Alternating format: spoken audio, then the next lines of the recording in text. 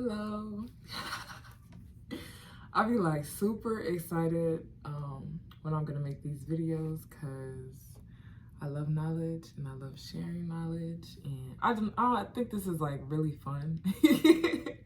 A great way to express myself. But anyways, today I'm talking about shadow work.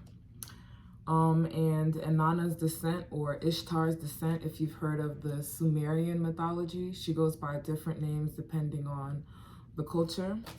So just hopping right into it. Got my notebook. It's my journal, but in order for me to like translate this into video and make it make sense, I gotta write it out a certain way. My Virgo mind, right? And so, to do shadow work, any degree of shadow work, or to be a shadow worker, so somebody who helps to usher people through shadow work, a lot of us who are psychic, we may do this unknowingly, or depending on certain placements that you have in your astrology chart, you may, like if you have a lot of 12th house and 8th house placements, you naturally just bring out people's shadows. So if you wanted to tap into this to actually be a shadow worker, or just to do shadow work for yourself, it requires us on some level to be an alchemist. To be an alchemist, you must be able to transmute. And if we look at the etymology of transmute or transmutation, it means to change from one condition to another, or to alter the nature of the elements. So if you ever seen Full Metal Alchemist, the anime, I recommend, I think it's Full Metal Alchemist Brotherhood, because it has a lot less episodes. You know how animes can have like 60 episodes in one season. Full Metal Alchemist talks about transmutation, talks about the Philosopher's Stone. If you ever looked into, I think it's the 12 steps of alchemy, and how you change a substance from one form to another. We all naturally go to this process, but to do shadow work, or to be a shadow worker, you want to hone in on these skills. You must also be a time traveler or an interdimensional traveler. And I've never seen Back to the Future, but it's not anything like that.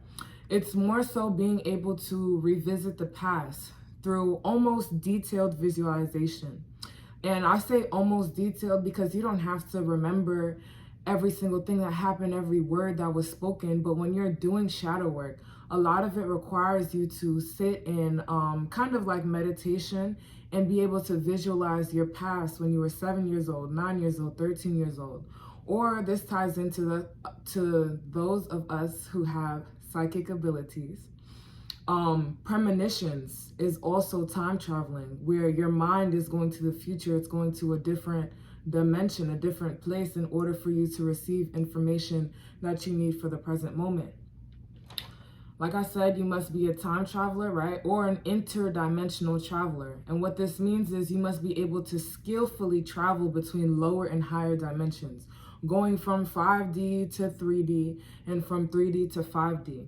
On this spiritual path, once you've truly connected with an embodied source energy, once you've like, whether it was psychedelics, whether it was a spiritual awakening you had, whatever your initiation was, or whatever that I can't think of the word for it, whatever the thing is that like activates you and taps you into these higher realms, a lot of times we like to stay in those higher realms. Once we've touched like that Shiva and Shakti energy, we've touched into pure consciousness, right? And we've been able to create from pure consciousness and be able to manifest our reality from this space. Especially when we're on the spiritual path, we like to stay in those higher dimensions. I know for myself, I dread going to lower realms or lower dimensions, and you can literally feel it physically when you're in a space, when you're in a mental state that is of a lower dimension or whatever. But oftentimes when you're doing shadow work, it requires you to come down to these lower realms. Neither are necessarily lower and higher, right? These are just the words that we use because English language, third dimensionality, etc., etc.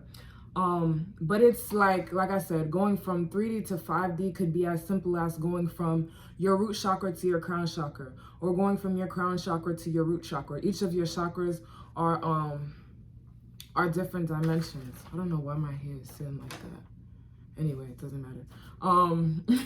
And then I put here that the heart chakra, because there's like 7 chakras, the heart chakra would be the balance in the middle of them. Yeah, 3 above, 3 below. But you can look into that more in your own time. Again, you must be able to be a time traveler. You must be able to skillfully travel between lower and higher dimensions.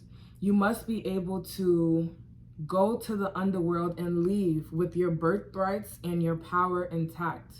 In order for you to do any degree of shadow work, you must be able to travel through time, right? Go into the past and thinking about some of your most like vulnerable situations, or the situations where you were hurt the most painful situations in your life. You should be able to sit with yourself and take your mind there and be able to come back with your birthrights, with your power intact, not to just reminisce on these feelings, these memories, and have it suck the life out of you and take all of your energy, and then you come out leaving worse than you were before. You must be able to travel these different timelines or different dimensions with ease and with grace. Hold on, y'all.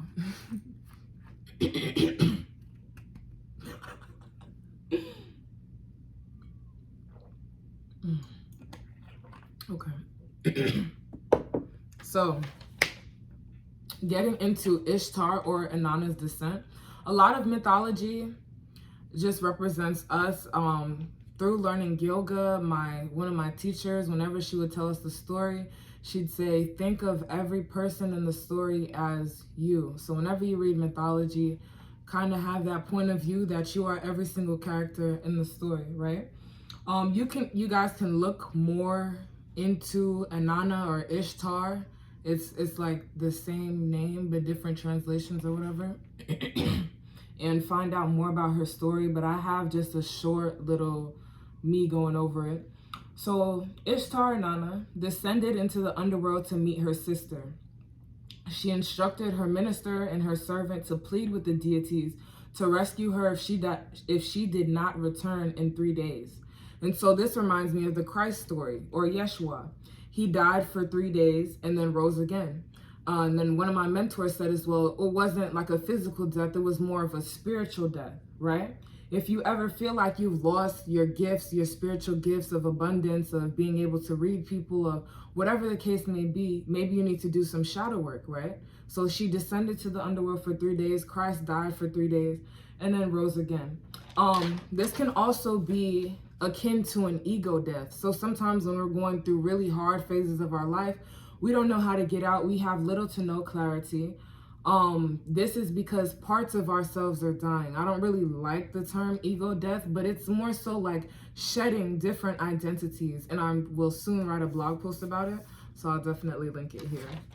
As she descended, she passed through 7 gates. And these 7 gates to me represented the 7 chakras. Like I said, crown to root, root to crown. In order for her to enter the underworld, she has to pass through the 7 gates. And at each gate, she had to remove a piece of her royal garments, her clothing, her jewelry. So this is essentially stripping her of her ego, her power.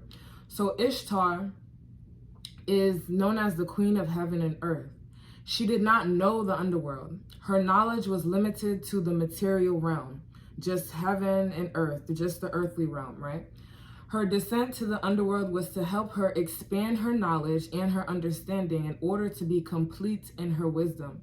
To be complete, you must merge both sides of yourself, the light and dark, heaven, earth, and the underworld. You know, all 3 dimensions technically, but like you must be able to merge both sides of yourself, the light and the dark, merging heaven, earth, and the underworld.